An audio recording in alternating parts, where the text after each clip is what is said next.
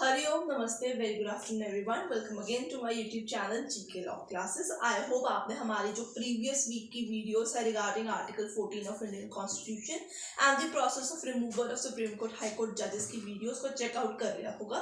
जिसने अभी तक नहीं किया फटाफट से जाके उन videos को check out कर सकते हैं.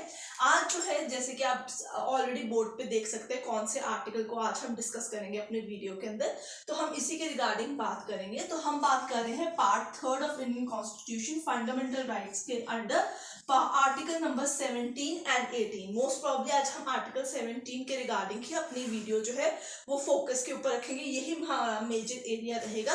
आर्टिकल 18 हम अगली वीडियो के अंदर लेके आएंगे. तो आज की वीडियो को स्टार्ट करते हैं विदाउट एनी डिले. अगर आपको कोई भी डाउट आए तो आप कमेंट सेक्शन में नीचे मेंशन कर सकते हैं. और हाँ, अगर वीडियो पसंद आए तो उसे लाइक और शेयर डेफिनेटली कीजिएगा. तो आइए समझते हैं article number 17 the abolition of untouchability को. Now let me tell you one thing. सबसे पहले तो ये जो वर्ड है अनटचेबिलिटी इंडियन कॉन्स्टिट्यूशन के अंदर कहीं भी इसको प्रॉपर्ली डिफाइन नहीं किया गया हुआ है. So first thing has to be kept in mind, it is not defined in Indian constitution. ठीक है, ये होती क्या है, इसे क्या मान्यता दे के रखनी है सरकार ने कि कौन सी प्रैक्टिसेस को अनटचेबिलिटी के कॉन्सेप्ट में कवर करेंगे, इंडियन कॉन्स्टिट्यूशन ने कभी भी हमें डिफाइन करके नहीं बताया है.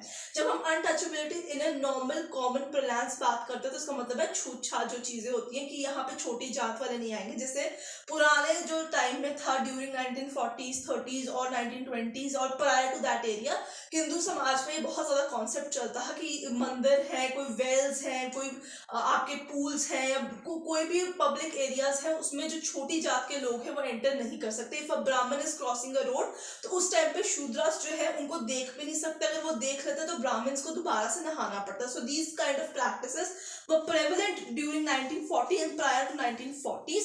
तो जब सरकार जो है उन्होंने उसकी कॉन्स्टिट्यूएंट असेंबली का गठन किया तो फर्स्ट थिंग उनके दिमाग में है कि हमें जो प्रैक्टिस है of untouchability of higher beings and lower beings की लोअर बीइंग्स देख नहीं सकते, छू नहीं सकते, पब्लिक जो प्रोजेक्ट्स है पब्लिक प्लेसेस उनको अप्रोच नहीं कर सकते, मंदिरों में नहीं जा सकते.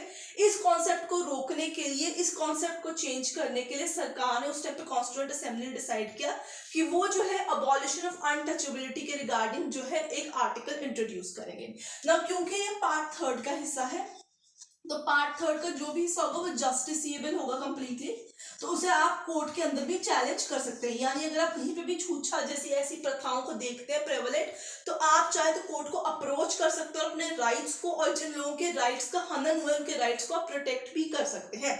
सो now let me tell you as it is not defined to the constitution of India but जितने भी तरीके की प्रैक्टिसेस टिल 1940 आफ्टरवर्ड्स और प्रायर टू 1940 चलती आ रही है regarding untouchability in all formats वो सारी सरकार ने जो थी अबॉलिश कर दी थी. तो जितनी भी फॉर्मेट्स की अनटचेबिलिटी थी सारी की सारी प्रैक्टिसेस जो थी सरकार ने उस पर अबॉलिशन का ऑर्डर पास कर दिया था, उस पर मनाही कर दी थी. अगर किसी भी तरीके की practice of untouchability after 1947 independence के बाद और जब हमारा संविधान लागू हो गया उसके बाद इन आईज ऑफ लॉ नजर में आती है या कहीं भी नजर आती है, कोई प्रैक्टिस भी करता था तो उसके ऊपर सजा का प्रावधान लगा दिया गया था. तो आइए आप जानते हैं कि ऐसा कौन सा एक्ट है जिसके तहत अबॉलिशन ऑफ अनटचेबिलिटी के तहत हमारी जो है हम केस कर सकते हैं और जो है सजा दिला सकते हैं, लोगों के जो मौलिक अधिकार हैं वो हम बचा सकते हैं. ठीक है स्टूडेंट्स, तो सबसे पहले हम जान लेते हैं वो एक्ट कौन सा है. उस एक्ट का नाम है प्रोटेक्शन ऑफ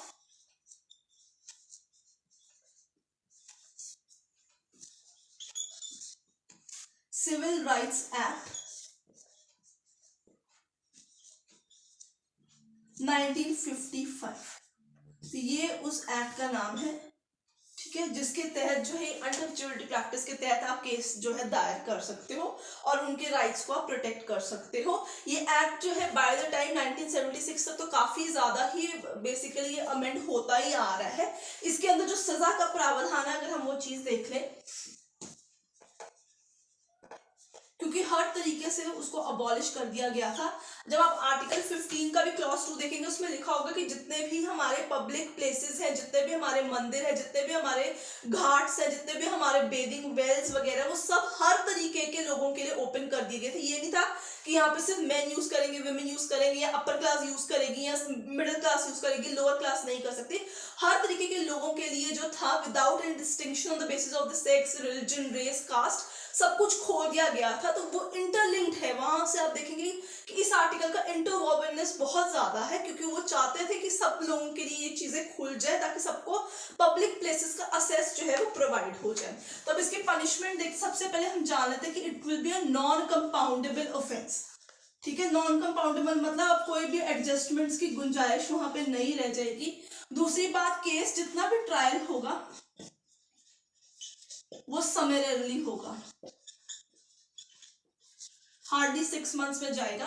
अगर हम इम्प्रिजनमेंट की बात कर लेते हैं, ठीक है, 3 महीने से लेके 6 महीने तक की कैद है, प्लस फाइन जो है, इसकी पनिशमेंट प्रिस्क्राइब की है। So imprisonment for minimum 3 months to maximum, ठीक है, 6 months प्लस फाइन। ये जो है ये आपकी बेसिक पनिशमेंट रहेगी इस पर्टिकुलर एक्ट के तहत। अगर कोई पब्लिक सर्वेंट जो है इन्वेस्टिगेशन करने से मना कर देता है, विघन डालता है, केस फाइल नहीं भी करता, तो उस इन्वेस्टिगेटिंग ऑफिसर को अबेटर घोषित किया जाएगा। तो ये भी मैं पॉइंट यहाँ पे लिख देती हूँ ताकि आप लोगों को कोई भी कंफ्यूजन ना आ रहे इस चीज के रिगार्डिंग।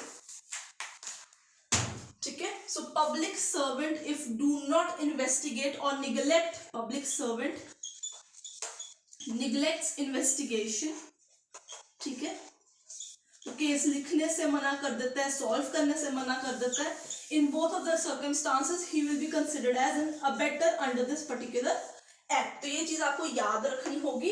अगर इस पर्टिकुलर अबॉलिशमेंट के अंदर इसको इम्प्लाई कराते वक्त, इसे इन्फोर्स कराते वक्त, अनटचेबिलिटी को रिमूव करते वक्त किसी भी तरीके की डिसेबिलिटी अरोज होगी, तो वो डिसेबिलिटी भी ऑफेंस कैलकुलेट की जाएगी अंडर दिस पर्टिकुलर एक्ट। आइए स्टूडेंट्स, अब जानते हैं हमारे important cases regarding article number 17 of the Indian constitution. तो आपको एक्ट का नाम पता होना चाहिए, सारे तरीके की प्रैक्टिसेस बैन है, केसेस का नाम और क्या पनिशमेंट हमें प्रोवाइड की जाती है अंडर दिस पर्टिकुलर एक्ट, ये पता होना जरूरी है।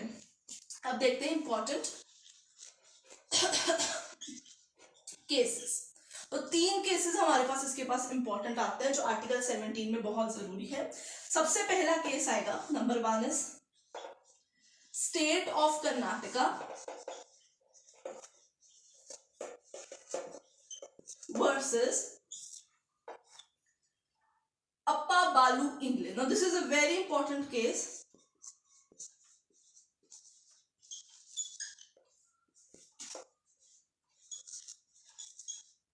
ठीक है, ये बहुत ही इंपॉर्टेंट केस है। कब का केस है? ये 1993 का केस है, जिसमें बताया गया था कि जो आपकी अनटचेबिलिटी है, it is an indirect form of slavery, गुलामी का ही एक इनडायरेक्ट वर्जन है कि आप किसी को गुलाम बना के रख सकते हो। दूसरा केस आता है आपके पास People Union for Democratic Rights, PUDR लिखते हैं हम उसे शॉर्ट फॉर्म में। I repeat, People Union for Democratic Rights versus Union of India. ठीक है, जहां मैं आप शॉर्ट फॉर्म लिखती हूँ वहां मैं आपको बता भी देती हूँ, आप शॉर्ट फॉर्म में लिख भी सकते हैं। ये 1982 का केस है। ठीक है, और लास्ट केस आता है state of Madhya Pradesh, MP तो बहुत ही इजी है, आप लोगों को पता ही होगा। So State of Madhya Pradesh versus Ramkrishna Balothia, the word is BALOTHIA, right students. 1995 का ये आपके पास केस है।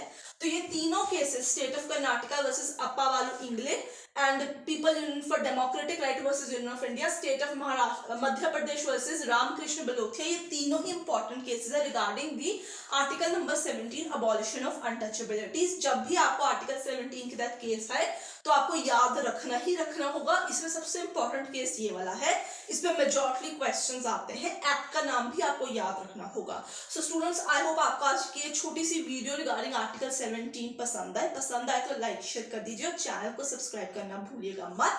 I'll see you next with article number 18 video soon on my channel. Till then, keep learning.